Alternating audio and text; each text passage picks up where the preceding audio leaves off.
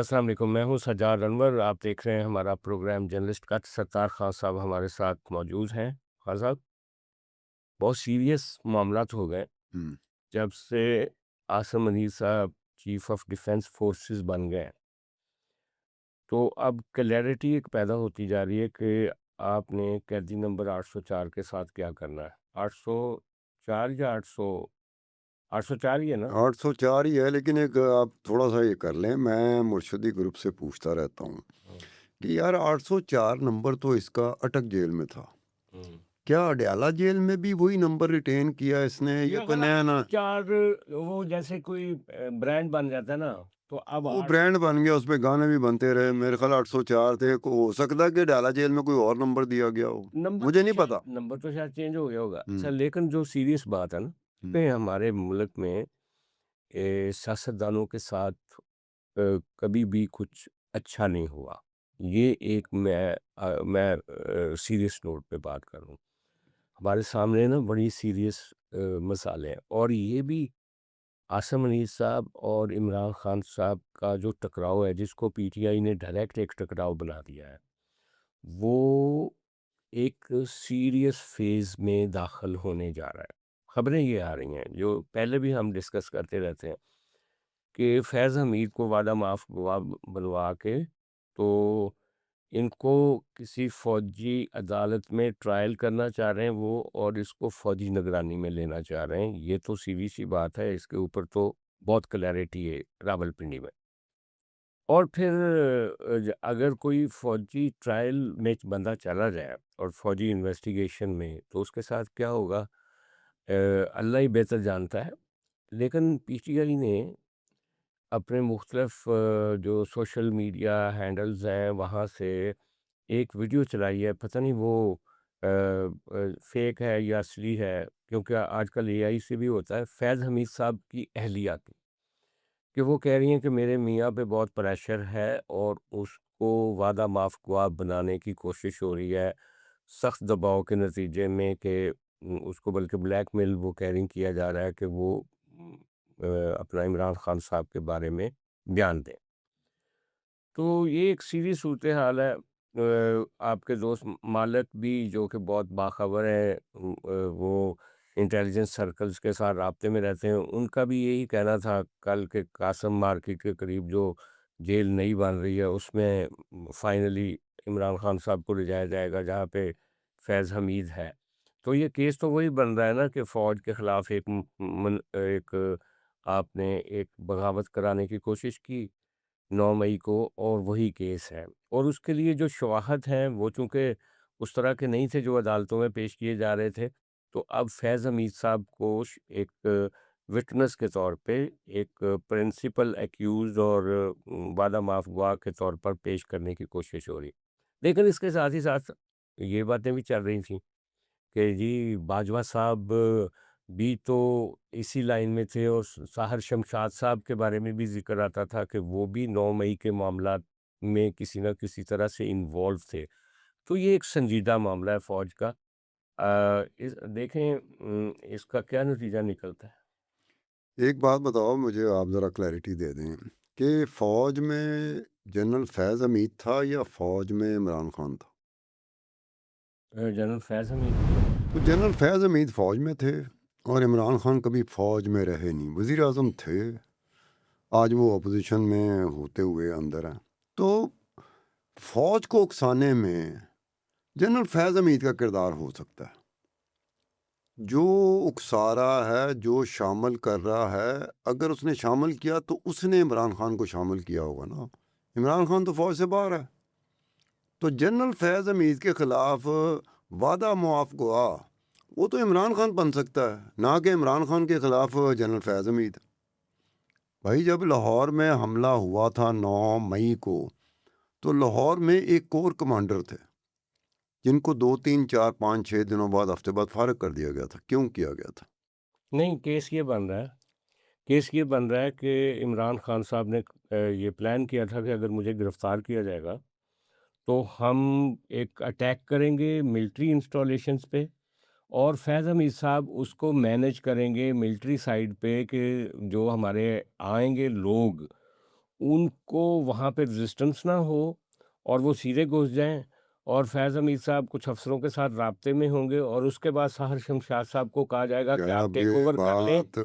ये बात फिर वहीं पर आ जाती है कि क्या जनरल फैज़ हमीद की वो पोजीशन थी जो वो किसी को इमरान खान को उकसा सकता है, या इमरान खान की वो पोजीशन थी कि वो जनरल फैज़ हमीद को उकसा सकता है? देखें सत्तारवा जनरल साहब, फैज़ हमीद को जो दुख था देखें सर, वो इमरान खान से बड़ा दुख था। क्या आप समझते हैं कि जनरल फैज़ हमीद बेचारा राह जाता, उसको कोई दुख ही नहीं था, कोई गम ही नहीं था, कोई अफसोस ही नहीं था। जनरल फैज़ हमीद को ये अफसोस था कि उसको डीजी आईएसआई हटाया था। किसने हटाया था? जनरल कमर जावेद बाजवा ने हटाया था। उसको कोर कमांडर लगा दिया गया था।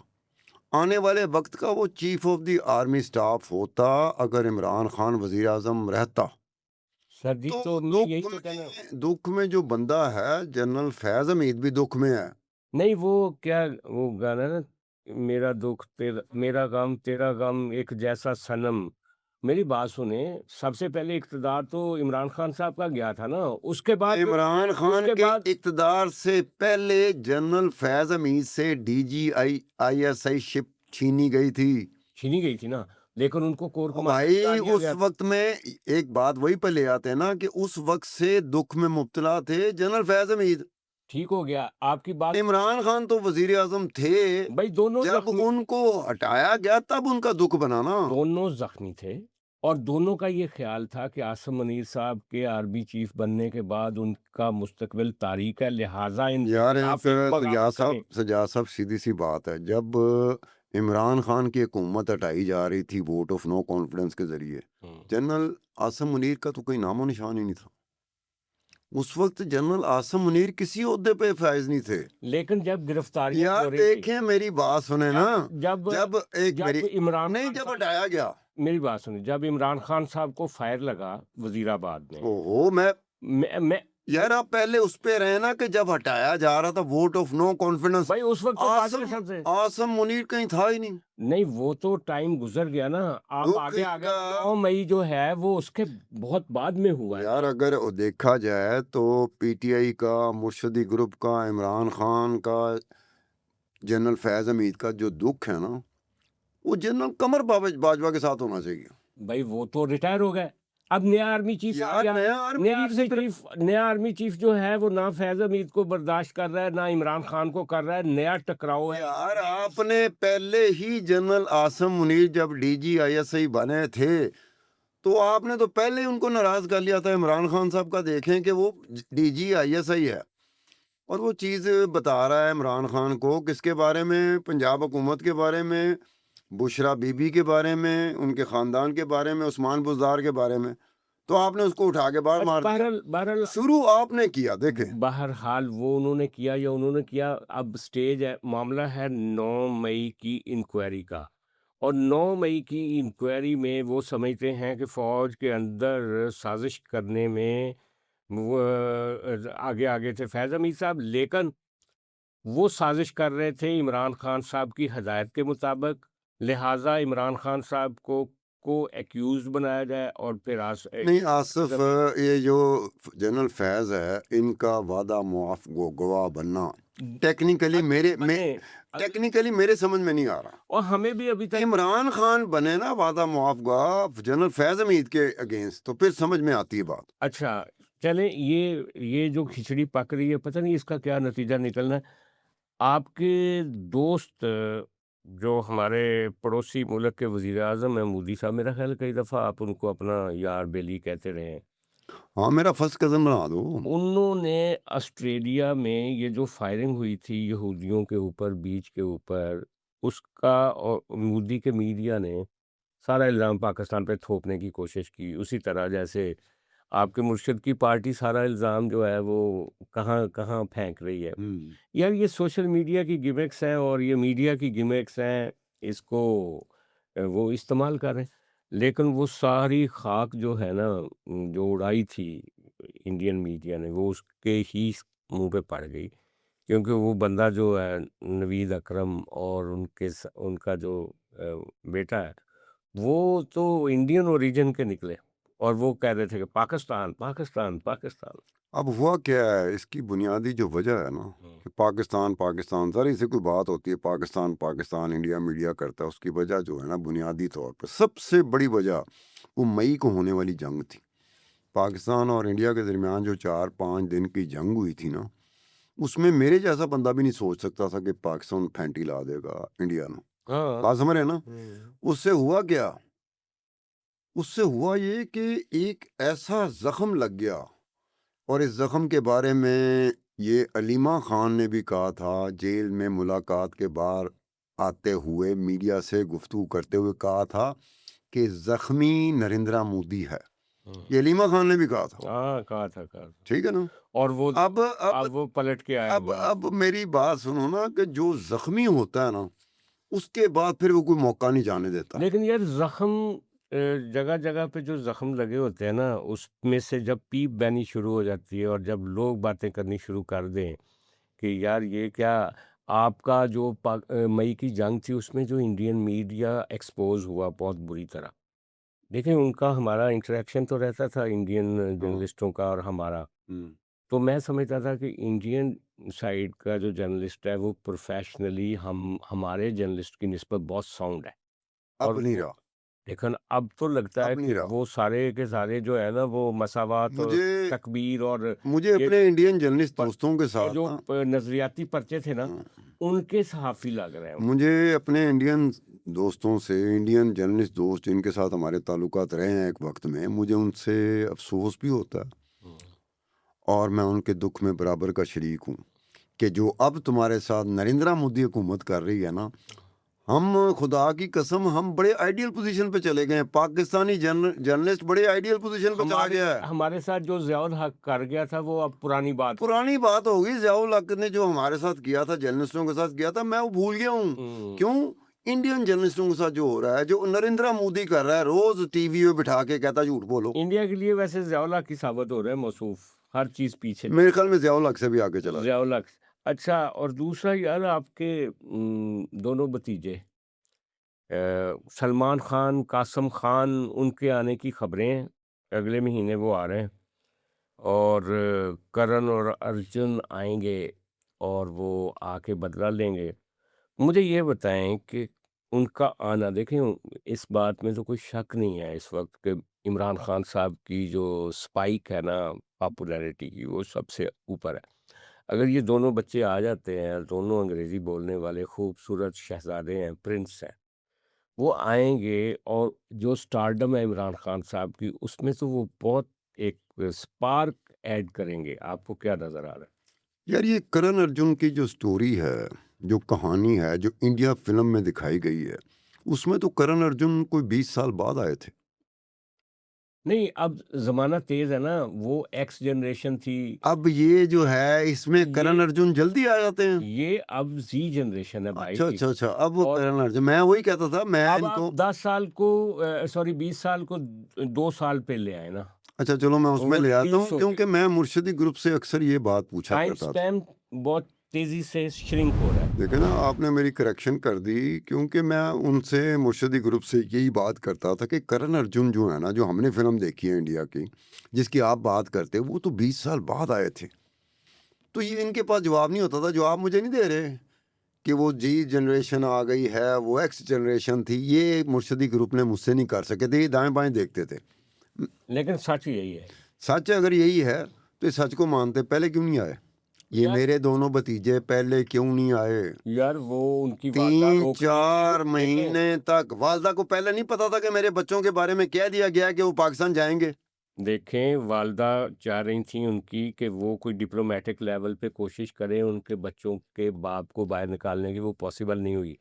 तो अब हो सकता है कि सलमान और ये जो कासम है, वो आएँगे, जो समंदर एक ठाठे मारता हुआ पब्लिक का जाएगा उनको रिसीव करने के लिए और आपको लग पता जाएगा कि मुझे अच्छा तो पता जाएगा। ज़ाहिर है आपको और आपकी एस्टेब्लिशमेंट को सबको लग पता नहीं जाएगा। मैं तो अच्छा अच्छा मुर्शद को कहता हूँ एक बात, वो बात ज़रा सुन लें आप भी।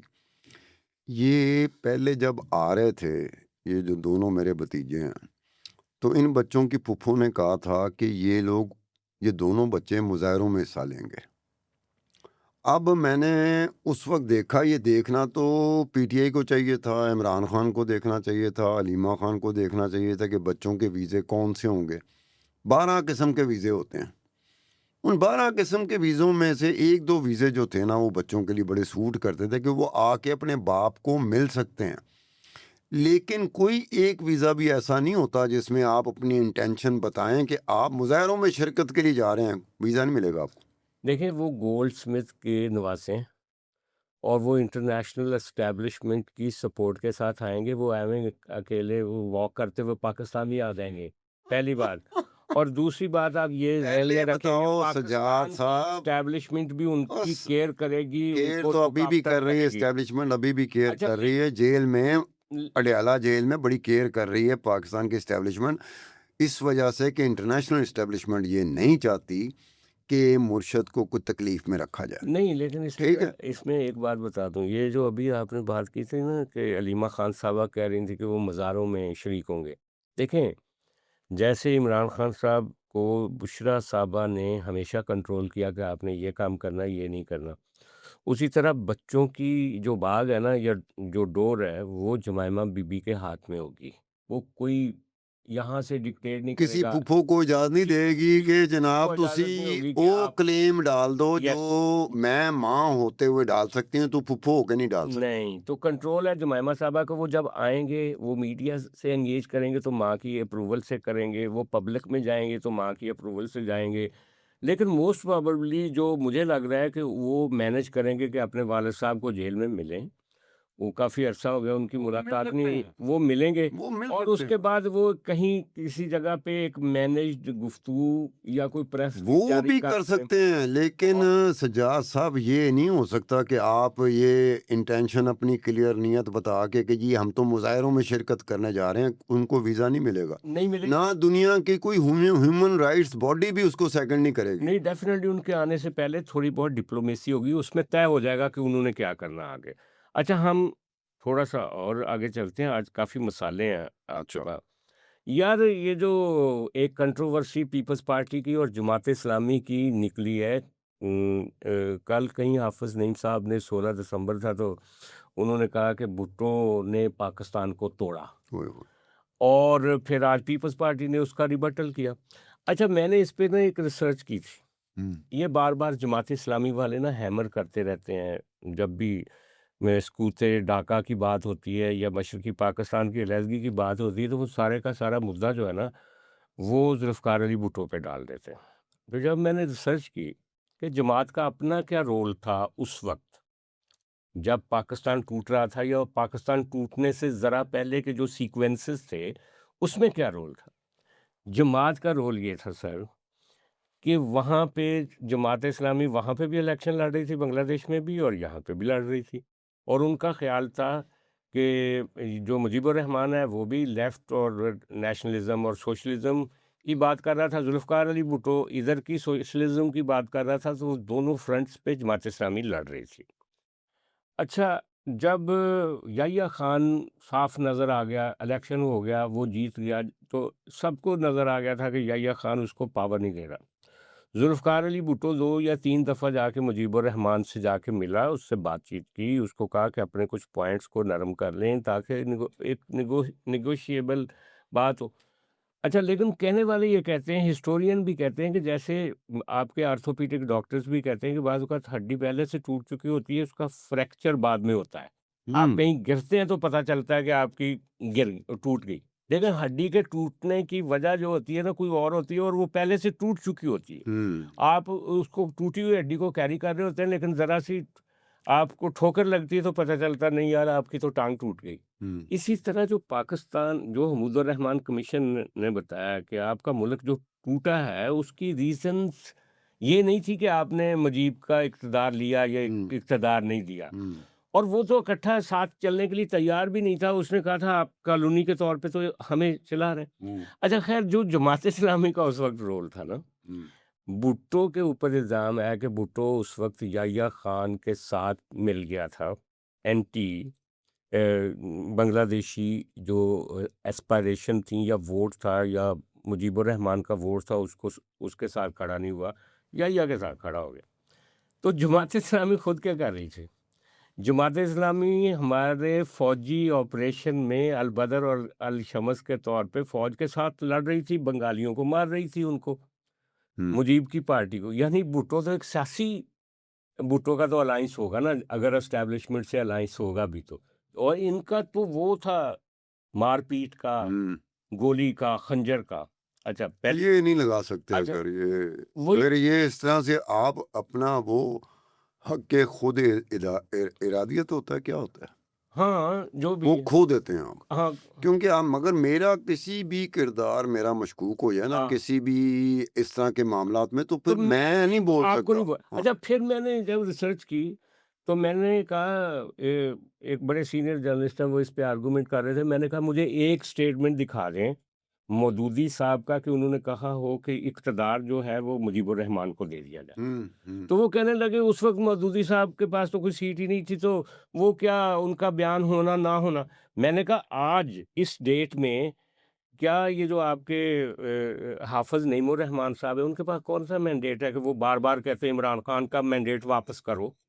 वो उसने अपनी जीती हुई सीट जो है वो कहा नहीं जी ये मैं नहीं जीता, यहाँ से पीटीआई जीती है, उसने हलफ़ नहीं उठाया हाफ़िज़।